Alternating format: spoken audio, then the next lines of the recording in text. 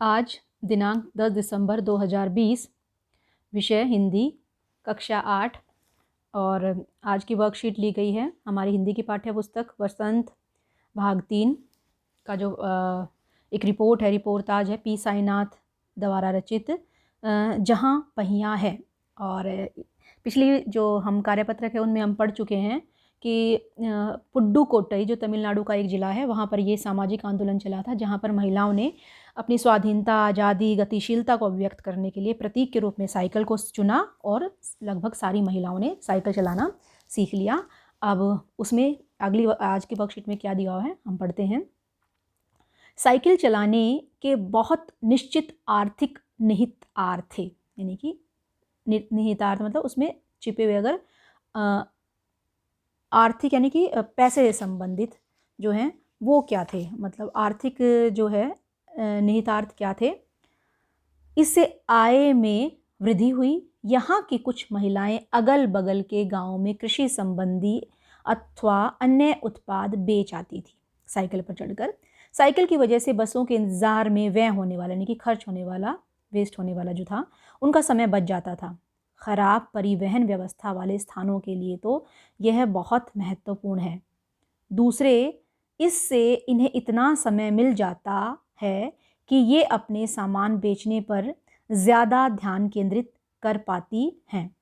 तीसरे, इससे ये और अधिक इलाकों में जा पाती हैं।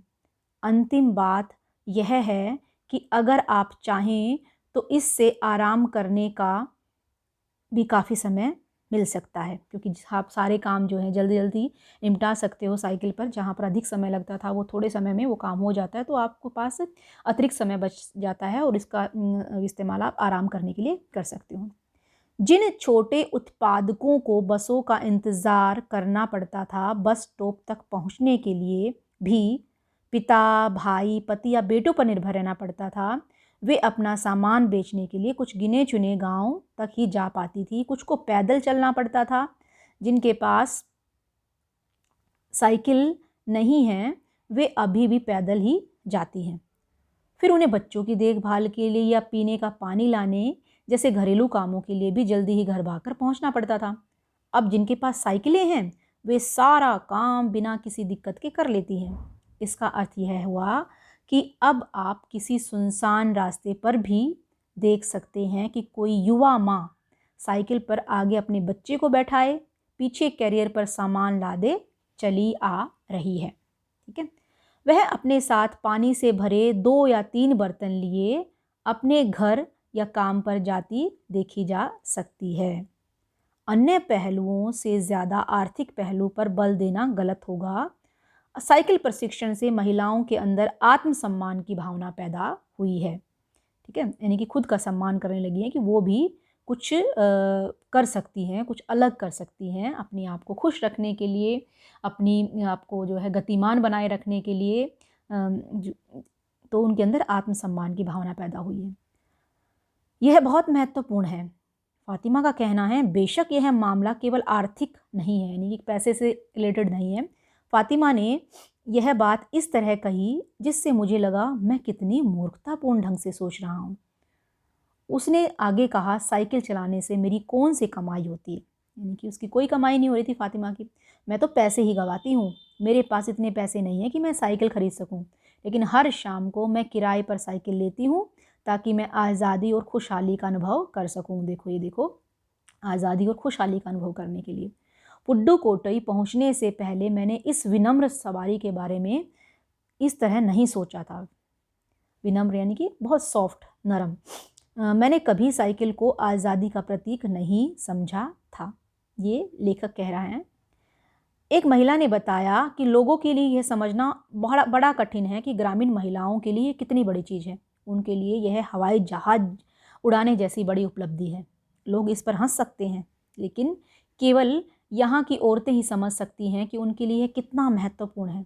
जो पुरुष इसका विरोध करते थे वे जाएं और टहलें, क्योंकि अब साइकिल चलाने की बात आती है तो वे महिलाओं की बराबरी नहीं कर सकते, क्योंकि वहाँ पर इतनी ज़्यादा महिलाएं हो गई हैं साइकिल चलाने वाली। तो वो कहना चाह रही हैं कि साइकिल चलाने से कोई आर्थिक लाभ नहीं हुआ उन्हें, लेकिन जो संतुष्टि मिली है, जो खुशहाली मिली है, जो आत्मसम्मान की, आज़ादी की भावना उनके अंदर पैदा हुई है, वो किसी भी बाकी चीज़ से बढ़कर है। अब हैं इसके शब्दार्थ बेटा, ये देख लेते हैं। पहला शब्द है व्यय। व्यय का अर्थ होता है खर्च करना, निर्भर रहना यानी कि आश्रित रहना, दिक्कत परेशानी, पहलू पक्ष यानी कि एक पहलू के बारे में बात करें, यानी एक पक्ष के बारे में बात करें। आर्थिक होता है धन से संबंधित, और प्रतीक होता है चिन्ह। ठीक है, अब आगे है कि गद्यांश को पढ़कर निम्नलिखित प्रश्नों के उत्तर लिखिए। तो पहला प्रश्न है कि साइकिल चलाने से महिलाओं को कौन से लाभ हुए।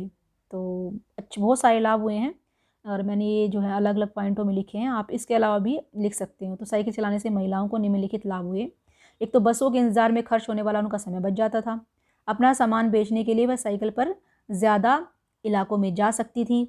आराम करने के लिए अब उन्हें काफ़ी समय मिल जाता था। बस स्टॉप तक पहुंचने के लिए पिता, भाई, पति या बेटों पर निर्भर नहीं रहना पड़ता था। साइकिल पर पानी भर के लाना, अन्य बाज़ार के काम करना अब आसान था। बच्चों के काम भी कर सकती थी, बच्चों को अपने साथ ले जा सकती थी साइकिल बिठाकर। और एक सबसे बड़ी बात जो है कि अब वो ये भी उनका लाभ ही हुआ कि अब वो ज़्यादा आज़ाद और खुशहाल महसूस करती थी। तो ये भी महिलाओं को साइकिल चलाने का लाभ हुआ है। अब है कि साइकिल को विनम्र सवारी क्यों कहा जाता है, कल्पना करके लिखिए। तो आपने अपनी कल्पना से लिखना है कि विनम्र यानी कि सॉफ्ट, नम्र जो है वो सवारी क्यों कहा जाता है। एक तो ये शोर नहीं करती है, इसलिए इसको चलाने के लिए पेट्रोल या डीजल की ज़रूरत नहीं पड़ती, इसलिए। तो अब पढ़ते हैं इसका उत्तर क्या है कि जब आपके पास कोई मोटरसाइकिल या मोटर कार फर्राटे से निकल जाती है तो हो सकता है कि आप भयभीत हो जाएं, यानी कि डर जाएं एकदम तेज आवाज़ से। इंजन वाली गाड़ियाँ प्रदूषण भी फैलाती हैं, लेकिन साइकिल तो बड़े आराम से चलती है। कोई शोर नहीं करती, कम खर्चीली होती है और पर्यावरण हितैषी भी है, यानी कि पर्यावरण की दोस्त है, उसके हित के बारे में सोचती है क्योंकि वो कोई प्रदूषण नहीं करती। इसलिए साइकिल को विनम्र सवारी कहा गया है। आप अपनी तरफ से भी लिख सकते हैं कि साइकिल को विनम्र यानी कि सॉफ्ट जो है, नर्म सवारी क्यों कहा जाता है। एक तो वो शोर नहीं करती, प्रदूषण नहीं फैलाती, ठीक है, और बड़े आराम से चलती है, ज़्यादा खर्चा नहीं होता, और एक तरह से पर्यावरण की दोस्त भी है, इसलिए साइकिल एक विनम्र सवारी है। अगला प्रश्न है, आपके विचार से लेखक ने इस पाठ का नाम जहाँ पहिया है क्यों रखा होगा। पहिया प्रतीक होता है चलने का, गतिशीलता का। तो जहाँ पहिया है मतलब यहाँ पर भी जो तमिलनाडु का पुडुकोट्टई गांव है, पुडुकोट्टई जिला है, यहाँ में घटना घटी कि महिलाओं ने अपनी आज़ादी, अपनी स्वाधीनता, अपने आत्मविश्वास की भावना को बढ़ाने के लिए जो है साइकिल चलाना सीखा और अपने आप को अपने जीवन को गतिशील बनाया। और वो गतिशील बनाया पहिए के द्वारा। वो पहिया किसका था, साइकिल का। तो इसलिए लेखक ने इसका नाम जहाँ पहिया है वहाँ ये रखा होगा। और मैंने इसका उत्तर इस तरह से लिखा है कि लेखक ने इस पाठ का नाम जहाँ पहिया है तमिलनाडु के पुडुकोट्टई गांव में साइकिल आंदोलन को समर्थन देने के लिए रखा होगा, कि वो भी उनके साथ है, उन महिलाओं के साथ, उनका समर्थन करता है, उनका विरोध नहीं करता है, कि हाँ ठीक है उनका साइकिल चलाना बहुत अच्छी बात है। वैसे साइकिल चलाना कोई बड़ी बात नहीं है, लेकिन पुडुकोट्टई जैसे रूढ़िवादी यानी कि पुरानी मान्यताओं को मानने वाले क्षेत्र में पुरुषों की इच्छा के विरुद्ध जाकर महिलाओं द्वारा अपनी आज़ादी और गतिशीलता को अभिव्यक्त करने के लिए साइकिल चलाना एक बहुत बड़ी बात थी। पहिया गतिशीलता का भी प्रतीक है और साइकिल आंदोलन से महिलाओं का जीवन गतिशील हो गया, इसलिए लेखक ने पाठ का नाम जहाँ पहिया है ये रखा होगा।